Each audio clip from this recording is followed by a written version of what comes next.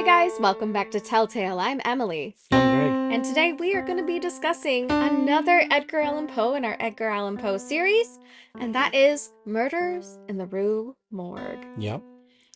And this is in our Edgar Allan Poe bibliography. It's number 79 of his published works. 79. The man was a machine. He just kept writing.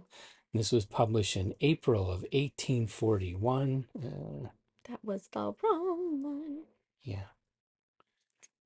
And it was published in Graham's Magazine in April of 1841. It's just a short story, but it's part of a whole series of stories, which we've already done one of the other stories. Which one was that? Mystery of Marie Roget. Oh, yeah, that's right. And the series is all about Auguste Dupin. Auguste Dupin. He's the detective, right? Yes. Yes. It's a French detective. Yes, the French detective. I always think of Peter Sellers when I think of that. Yeah. So this synopsis is real short, and it's gonna have spoilers for you because this is a really well-known Poe story. Yeah. A murder has happened in the Rue Morgue, and our repeat detective has returned to try and solve the case. Fast forward a little, it was a frickin' monkey. The monkey did the murder, Mm-hmm. and that's really it. Yeah. Like, I have to say, of the Poe stories, this is actually my least favorite one. No, I'm always like, really, cop out? It's just a freaking primate. Come on. Come on. I wouldn't say this is my least favorite, but it's definitely down there.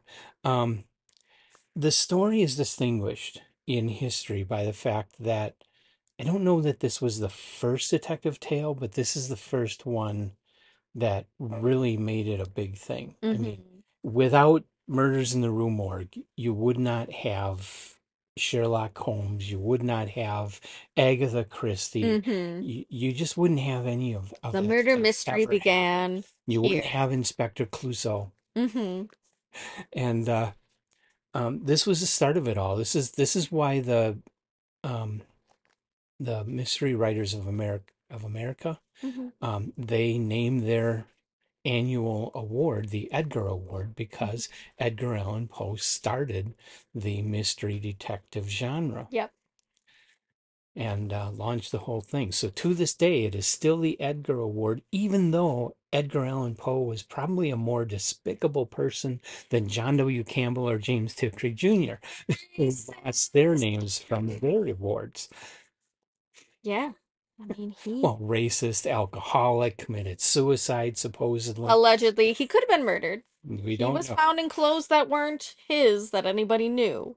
Uh, So there was some foul he play, was a cross perhaps. dresser. No, no, he wasn't. You just It said clothes wasn't a that weren't woman's his. Oh, clothes. okay. I'm No, sorry. it was someone else's clothes. So there's some suspicion about how he actually died. But no, he was not a great person. No. He had a lot of faults and failures. And he had a monkey kill somebody.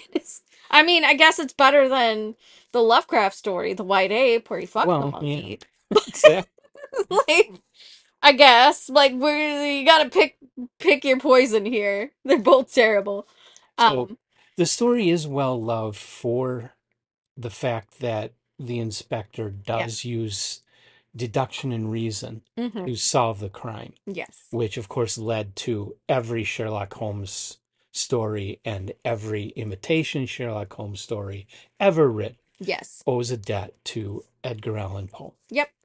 So it's a very famous story for that, but reading it is an exercise in fighting the tedium Mm-hmm. of the thought process and the prose. Yes. Where Edgar Allan Poe's prose works really great for his Gothic style stories. In this case, it just makes you go, "Oh, kill me now." Are you done yet?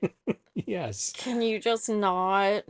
Also, nobody quite does a run-on sentence like Edgar Allan Oh, Poe. no, no, that's well known. Nobody can So master that like he can. many commas. So, so many commas. Hmm. But yeah. So I do have to say this was kind of I find the end result to also not give you a lot of reward.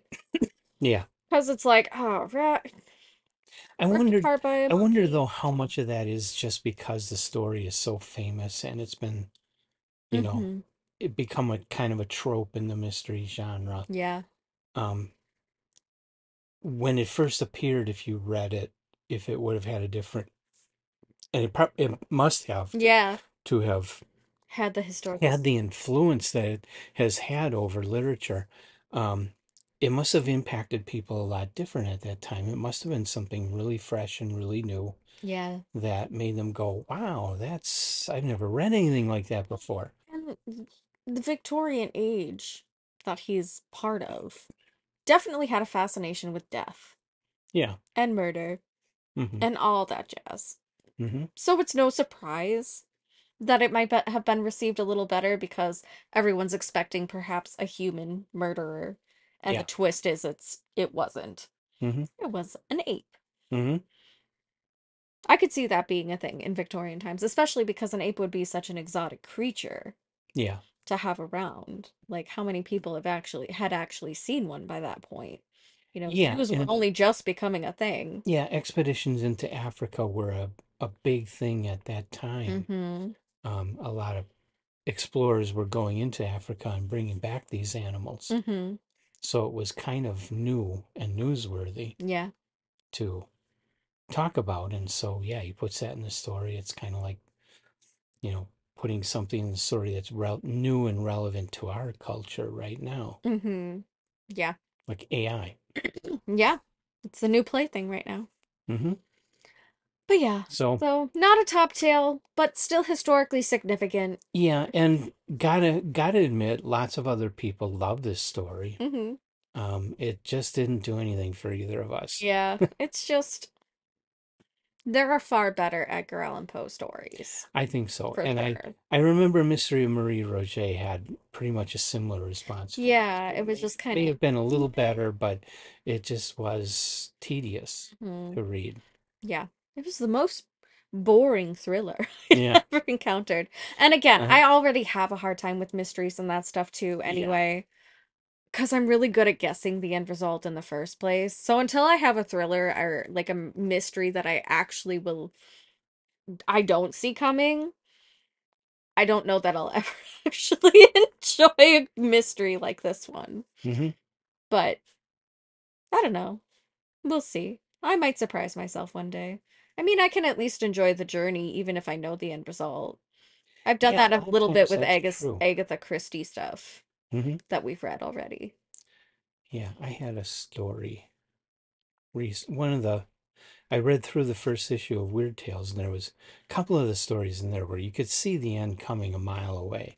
Hmm. But it was reading the story that was the enjoyment of the story. Yeah. The ending, it It's wasn't the important. journey, not the Yeah. destination kind of situation. Hmm. Hmm. And So I sometimes think, you get that. yeah. And mysteries aren't for everybody, so it's Yeah. just not a genre that I enjoy because it's too predictable to me. But yeah. So what do you think of Murders in the Rue Morgue? Have you read it? Is it a favorite? Do you feel the same way we do? Because it's just kind of meh. Yeah. You know, whatever. So feel free to leave a comment for us. Let us know what you think of what we think, or the story, or any number of things, Hmm. as long as it is relevant to Edgar Allan Poe. But yeah, thanks for joining us again. Like and subscribe. What's the next one in our Edgar Allan Poe series that we're going to be doing? It is A Descent into the Maelstrom. All right. So come back for that one and more in our Edgar Allan Poe series. Of course, we have an Edgar Allan Poe playlist. So if you want to see everything else that we've already done, feel free to go ahead and hit that link over in our playlist section. So like and subscribe, and we will see you next time. Bye. Bye!